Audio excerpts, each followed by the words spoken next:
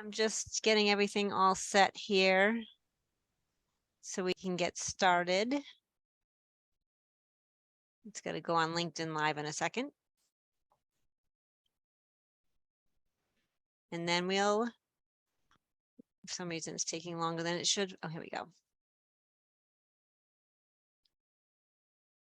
Okay, I think we're good.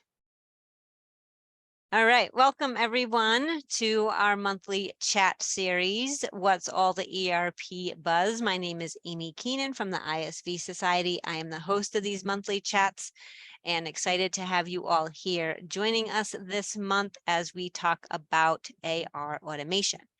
Also, I'm going to maybe do a little rebrand of What's All the ERP Buzz and just shorten it up to What's the Buzz. So maybe next time you come on in September, we'll have a little rebrand or not. I haven't decided, but if you think that's a good idea, let me know. I just thought I'd shorten it and make it a little bit easier. But today, I'm so excited to have Whitney Gilstrap join me to talk about getting paid faster and easier, because who doesn't want to do that in this space in AR automation? So excited to have you here joining me, Whitney. So if you'd like, I'd let you take it away and get started in talking a little bit about you and AR automation, and then we'll dive into the different topics that we have. Wonderful. Thanks so much, Amy. And thank you everyone for letting me join today. As Amy mentioned, my name is Whitney Gilstrap, and I am the Director of Marketing for Sage AR Automation, formerly Lockstep.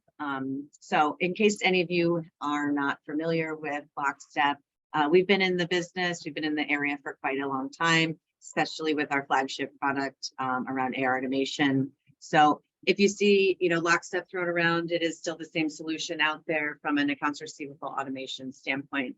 Just wanted to make sure everyone was aware of that in case you had any additional questions, but just a heads up with that. But so here is our agenda today. It should be a pretty packed 20 minutes, I'd say. So sorry for that. That's okay. If I share too much information. But basically, you got the gist of it. I'm going to start off kind of setting the stage with what a manual collections process might look like, or pre-implementation of any sort of automation solution from a collection standpoint. And then basically beyond that, I'm going to talk a little bit about some of the challenges that go along with that.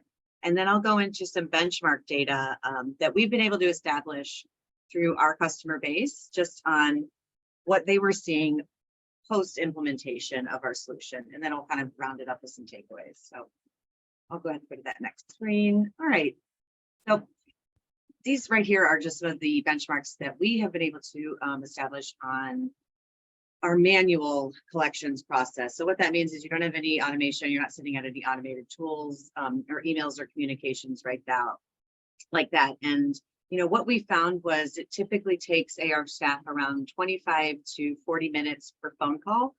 And that's not inclusive of just the phone call itself. It could be inclusive of prep time, as well as any sort of post-implementation write-ups and things like that. And then through that combination of phone calls and emails, what we found was there are around 40 to 60 outbound communications that they were able to complete per day. Again, not just a physical phone call, that's an email, maybe a task associated to an email that was more from a reporting standpoint, or someone was asking about account status.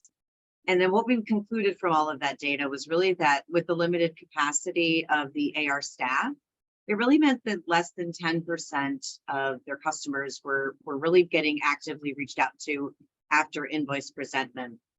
And again, this was really because the staff could only focus on that 60 days plus due and above. So I'm not sure if any of you out there kind of feel this pain, or if any of your customers have felt this pain before, but it's really a manual process that is very time consuming for them.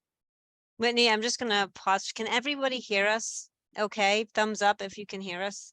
Just want to make sure. Okay, someone cannot hear, so just want to find out why they're having technical difficulties. All right, keep going. Sorry about that. IT Amy to the rescue. There you go.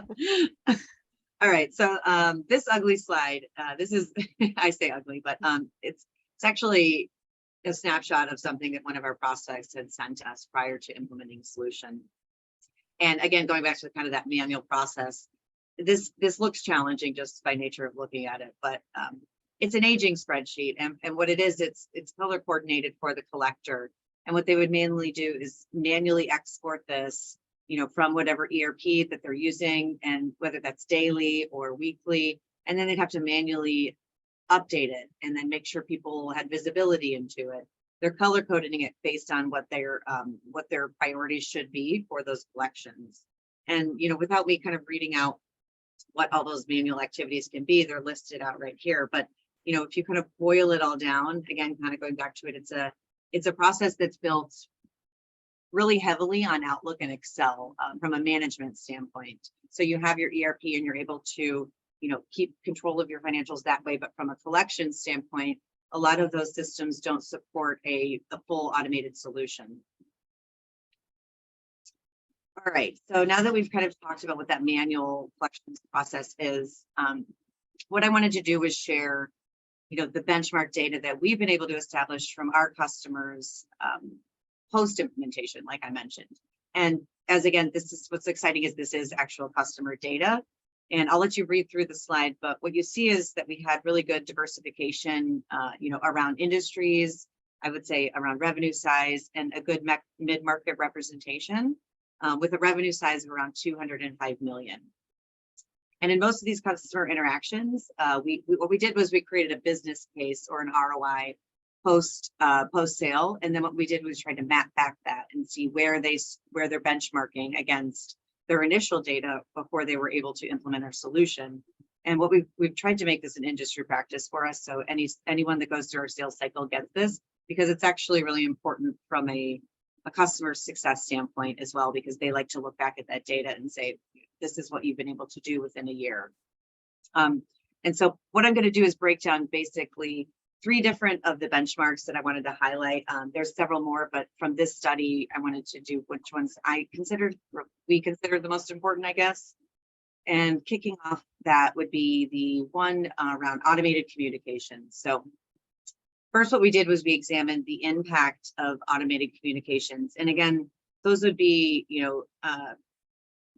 invoice presentment, or past due reminders, or a credit hold reminder, or payment reminders, even, from a proactive standpoint. And what they would replace are a lot of those spreadsheets, and maybe even Post-it notes that are just those reminders. Some people use a lot of those. I know a lot of our customers do.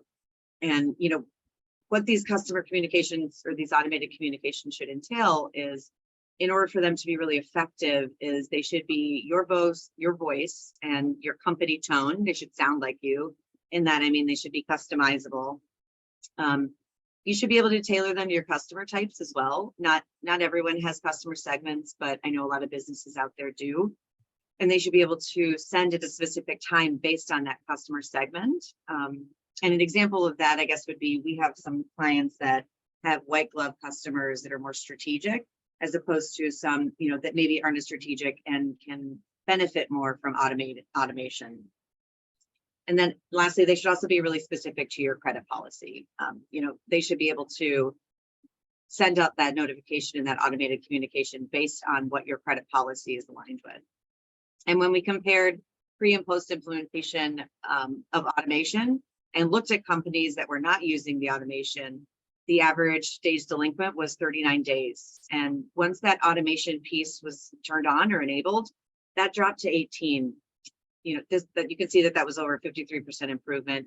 And our customers really found that the combination, that communication and that automation was critical in success for them, because again, going back to that point, they weren't able to reach as many customers from a manual standpoint as they were once they turned that automated communication piece on. Okay. And feel free to put questions in the chat too. If we don't get to them, or Amy, you can yell them out. If I don't have the answer, I'll follow up later. But we also should have time at the end. So the second benchmark that I'll go into was more around activity management. So that, when I say activity management, that's really around what the collector is, or the main user of the system would be. Currently, we have 2 users. There's a credit user and then an inquiry user. So this would be really around what the team activity is doing within the system. And it's really focused, this is a human touch role. And what that means, it's a customer relationship role. So this person, they can't rely mainly on automation in a fully automated solution. There needs to be some human touch that's brought into that as well. And when we asked our community, what they found rewarding about that was that they found building relationships and helping others was really the most rewarding part about this. So what you can see here are 3 different buckets. And in this data, you can see that the impact of the automated communications compared to a 100% manual collector communications approach, you can see on the both ends, but really the best combination leveraging both of those approaches. So automated communications, a fully 100% automated approach, and then compared to a fully almost manual approach, what you can see is in that middle, that this was the best. It was a really effective at driving folks to the self-service portal. So you can see that that was the clear winner in this one. And what we found, it was interesting because it was combining the 2 approaches. Initially, when we went into this study, we kind of thought that the automated approach, mainly automated approach, was going to be the clear winner that came out of this. But we were all kind of surprised to see that it was a combination of both, having that human touch as well as a lot of that automated communications. But then what was really effective, and then adding to that was adding the self-service portal to this piece. So that's kind of the 3rd benchmark that I'm going to plan on digging into right now. So what those automated communications were able to do was drive to that self-service portal. And what that was able to do is let those customers access all their payments, be able to make payments online. So then, oh, I got these all switched up. Sorry. This is supposed to say customer self-service portal, not activity management. So that takes us to the final benchmark. And the customer self-service portal is, I think I've already mentioned this, but it's really a way of enabling your customers to complete the activities on their own. And, rather than having the AR team do an extra activity, such as, potentially resend an invoice. I'm pretty sure most of you on this call have been asked to do that. I know I've been asked to do that, even though I'm not on the finance team. But from what we've heard from our customers was the fact that paper checks increase past due and the average days delinquent. So we wanted to examine that a bit more. In particular, we really wanted to examine the impact of accepting online payments. And I think everyone knows over the last several years, online payments have become increasingly more effective. And we often hear from our customers, or at least our prospects, that businesses are seeking out a solution specifically because a lot of times their customers are asking, if they can make their payments or pay their invoices online or access their information. So sometimes that's even a business driver for a lot of the companies that we have been speaking with recently. And what you can see here is the impact in online payments by a drop of 14 days in average days delinquent. That's about an 8% drop in past due. So a huge improvement once online payments were added into their tech stack. And a good AR automation solution should come with that option. They should come with a good book of merchant servers that they can also integrate with or work with, so that you're getting the best rate possible out there for yourself. Another thing that's possible is surcharging. That's a new feature that's been rolled out. So allowing yourself to surcharge on a lot of those credit card payments. Some other factors of how customer self-service can reduce past due and average days delinquent is that customer has their immediate access to that information. They need to pay you, such as a PO or a statement or a missing invoice.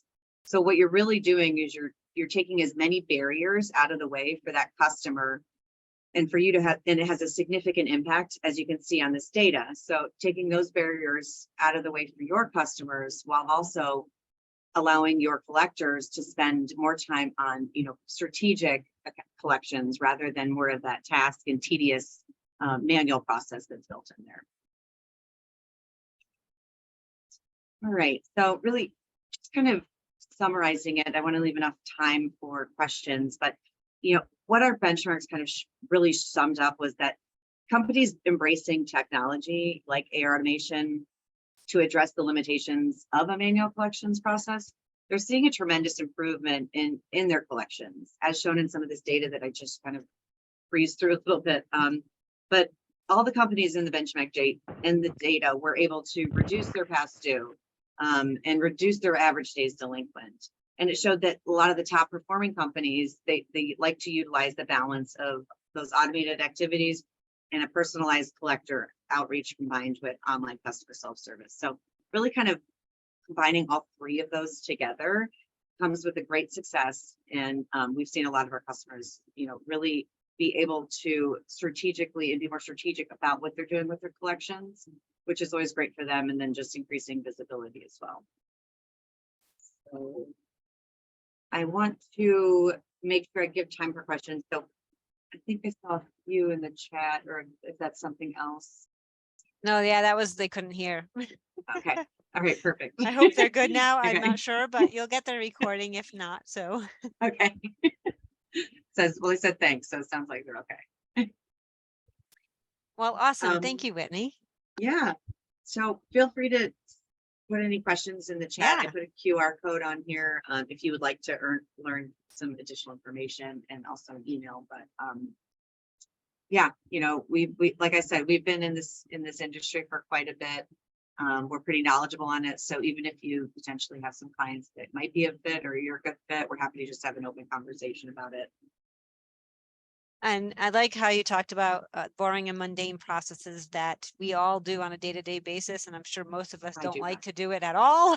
I know I don't. So if there is a way to put some automation in there to be able to streamline processes, to take away some of that boring and mundane stuff, I'm sure people are very appreciative of that on the AR team. Yeah, we actually have a great customer success story where just one of our customers had a lot of high turnover in that department. Just it's a very stressful position. I think that's what we hear a lot. It's a lot, and it does have high turnover typically.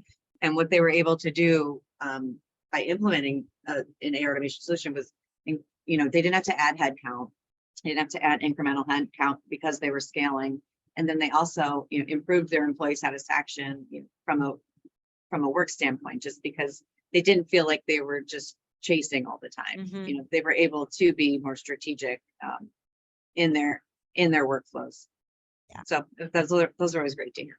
Yeah, exactly. Yeah. Who want collections? I feel like is probably one of the toughest jobs to have. Yeah, I know. I'm very empathetic for all of them out there. For sure.